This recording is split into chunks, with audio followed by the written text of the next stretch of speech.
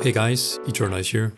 The day has finally come. I can proudly present my new website and the products associated with it. The website is eternizemusic.com and there's a link first thing in the description below. It's going to be a gentle launch in terms of products, but more and more products will come with time. The big one obviously being my masterclasses, which is planned to launch in February 2026. Until then, I offer 3 products on my website. The 2 of them being free, and then there is the crown jewel of preset packs for Hardstyle. Yes, the lead preset pack is also released at this time. There is so much to talk about regarding this pack, and I will spend the next couple of videos on this channel to tell you more about it. But since this video is about the ebook, you're gonna have to do with this brief demo that I would also encourage you to go ahead and watch for yourself on my website.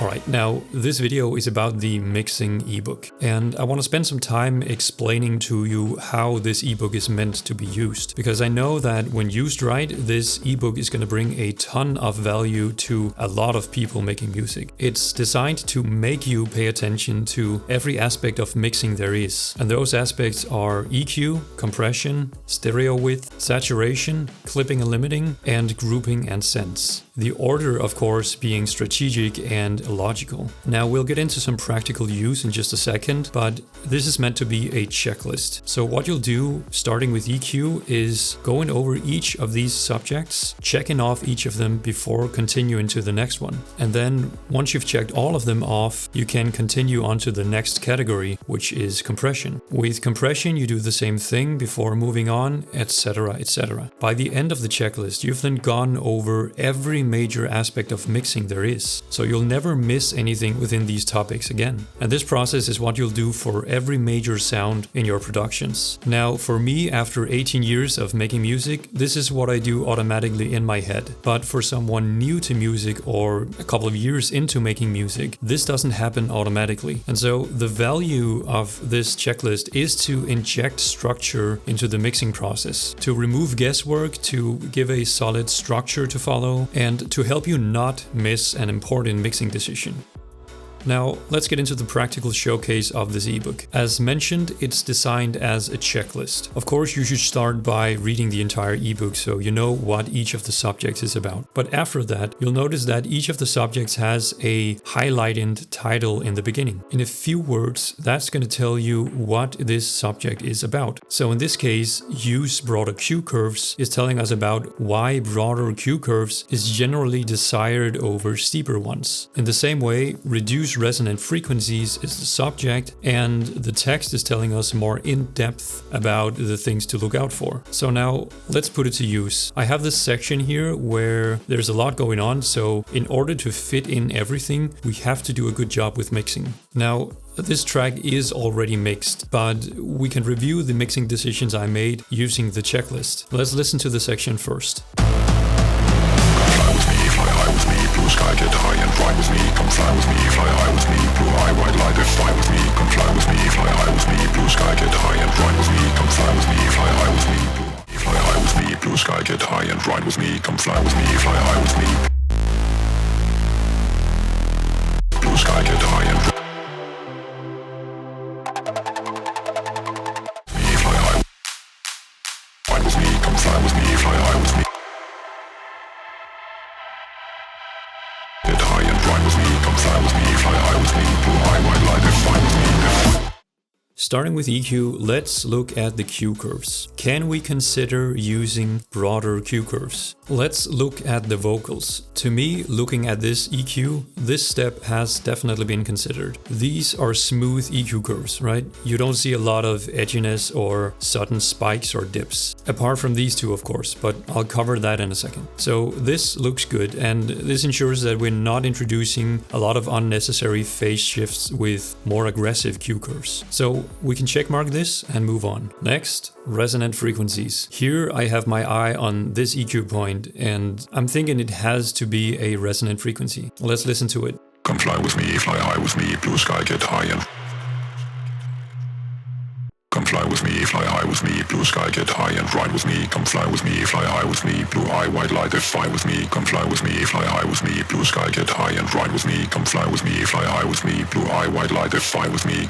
This might not come across on headphones, but this frequency is usually pretty nasty on speakers. So this is definitely an EQ adjustment to reduce these frequencies that are muddying up the vocals and the mix. I don't see any other resonant frequencies we have to deal with, so we can okay this and move on. Remove inaudible frequencies. Again, my eye is instantly jumping to the low cut. Now, these vocals has already been processed in earlier stages, so we don't see a lot of low end here, but still I wanted to remove even more of the low end that we didn't need. So you're always hunting for more headroom. Let's listen to it. Come fly with me, fly high with me, blue sky, get high and ride with me.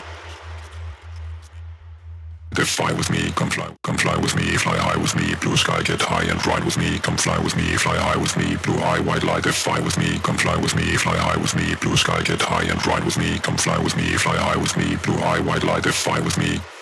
In this step, could you consider using a more gentle Q curve? You absolutely could, and this should be considered. But as I just said, you're always hunting for more headroom, and a steeper Q curve will remove more audio material. So this is a situation where you want to try both and make a decision. But yes, you absolutely should consider the slope of the cuts when you make them. Unmasking.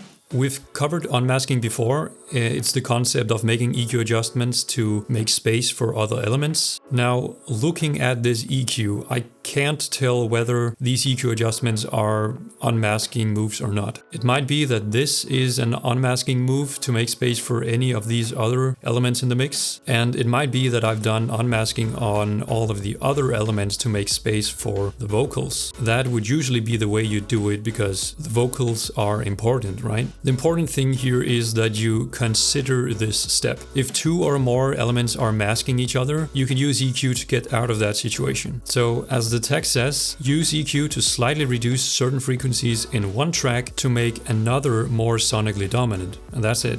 Alright, the last subject on EQ is linear phase. As the title says, linear phase has its place. The problem I see is that people way too often use it on stuff like this, vocals and other instruments. So I had to give linear phase its own subject here to make sure that you consider what type of EQ you're using. Linear phase should mainly be used in two situations, dealing with low end and in mastering. And that's it. And the reason is, if you use linear phase on everything, like this vocal and other instruments, you will end up with a sloppy mix, and likely with a nasty resonant tone all over it. And that's because linear phase introduces pre-ringing as an artifact. Pre-ringing equals less transience and added resonance. We don't want that. So use a normal zero latency EQ for general mixing tasks, and then for special tasks with low end or for mastering, use linear phase. Okay, so we made it to the end of the EQing for this specific sound. That means that we should now have covered every major decision about EQ there is. Can we use more gentle Q curves? Is there any resonant frequencies we need to address? Is there any unnecessary frequencies we need to address? Can we do any unmasking?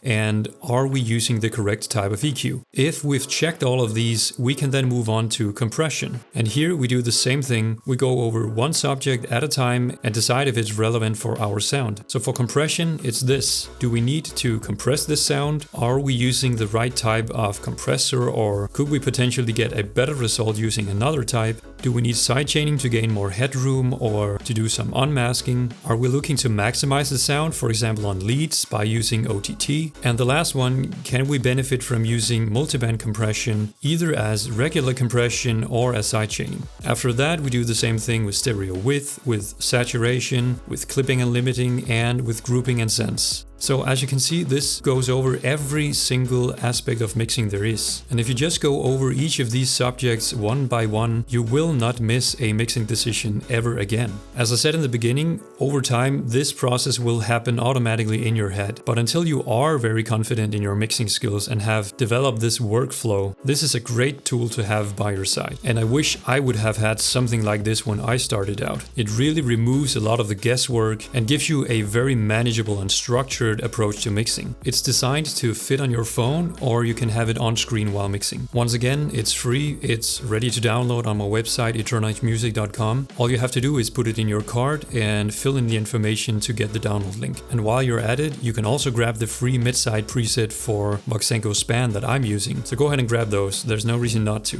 Alright, I hope these products are gonna help you out. Give me some feedback in the comments about the products and the website, and subscribe for updates whenever something new hits the shop. Otherwise, thank you for watching, and I'll see you in the next video. Bye.